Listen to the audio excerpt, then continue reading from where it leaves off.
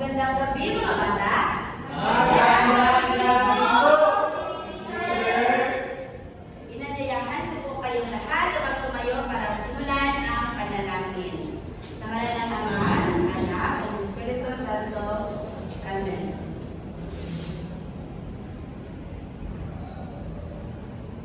Panginoon, salamat po sa panibagong araw na ito upang kami ay matuto. Buksan niyo po ang aming isipan upang lubos na maintindihan ang aming mga aralin. Bigyan niyo po ang aming mga guro, mga magulang at mga kapag-aral ng lakas ng katawan at isipan na mas higit namin kailangan sa araw-araw sa panahon ito. Ang lahat po ng ito ay aming dinadalangin sa iyo, aming Diyos Ama. Amen. Sa ngalan ng Ama, ng Anak, ng Espiritu Santo. Amen. Muli, magandang gabi mga bata. Magandang gabi po, teacher. Okay, maaari na kayo umupo. Kumusta kayo sa gabi ito? Okay lang po.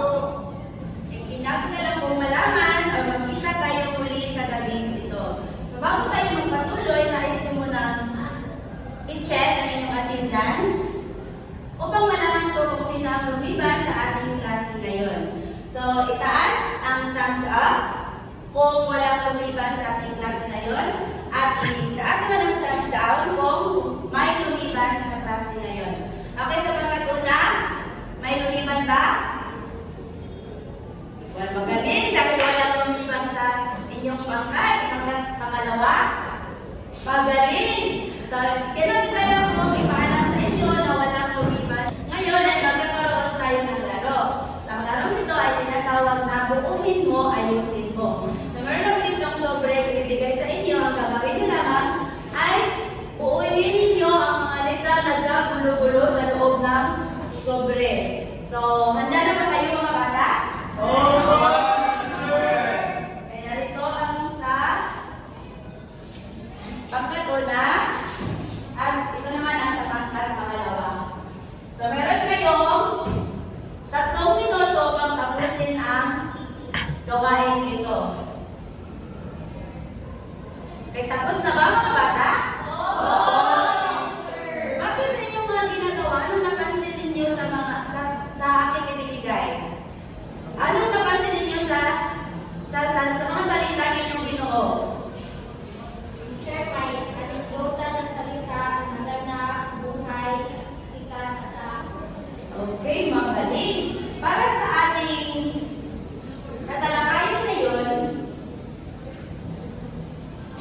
para sa araw na ito, ang tatalakayin natin ngayon ay tungkol sa pagsagot ng mga tanong sa mga nabasang anekdota. Nagkakaintindihan ba mga bata? Bilang isang mag-aaral, kayo ay nasa matupad or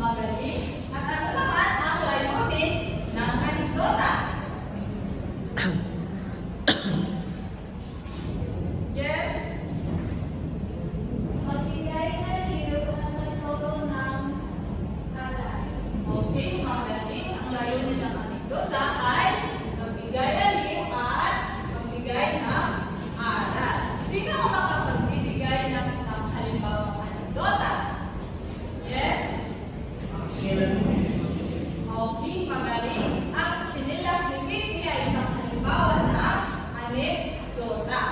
Base sa inyong napanood na video, ano ba ang nilalaman ng anekdota ni Pipi? Ito ay tungkol sa chinilas ni Pipi kung saan na ito ay nahulog sa ito. Okay, magaling. Ngayon, para sa inyo, ano ang kahalagahan ng anekdota sa buhay ng mga Pilipino? Yes? Sisi? Mahalaga ang anekdota sa nalalaman at dito natin malalaman kung ba talaga ang tunay na pinagkuhanan ng tao at kung ano ba talaga ang tunay na salupin ng niya. Okay, magaling. Mahalaga ito sapagkat para upang malaman natin ang buhay ng isang tao. At bakit naman mahalaga ang pag-aaralan natin ang mga ito? Sure. Dahil pala ito ay mananatili sa hanggang sa susunod pang mga henerasyon. Okay, mahusay. Upang mananatili ito sa susunod pang henerasyon. Nakita ko talaga na nakinig kayo sa ating diskusyon. So ngayon, magkakaroon tayo ng pangkatang gawain. At ito ay tinatawag na tanong o sagot mo. Basahin ang direksyon at tanong mo. Hatiin ang klase sa dalawang grupo. Bawat grupo ay may 10 miyembro. Paunahan sa pagsagot ng mga katanungan. May quiz bago masagot. Kailangan ipasa ang lemon gamit ang kutsara at ilagay ito sa baso. Ang unang maglagay ng lemon sa baso ay siyang makasagot sa tanong. Ang grupo na may pinakamataas na puntos sa dulo ang nanalo. Okay, naiintindihan ba mga bata? At ito ba, ang gagamitin yung gamit lamang ang bibig sa pag-relate natin. Okay? Pag-relate ang mga upuan.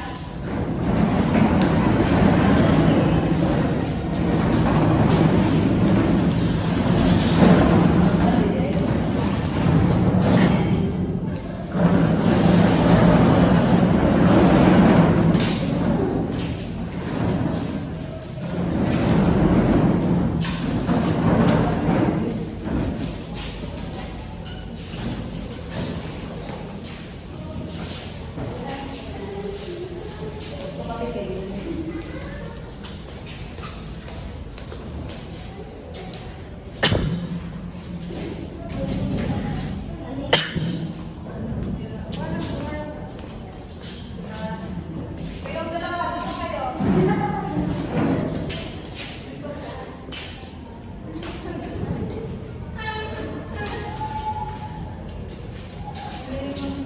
Thank you.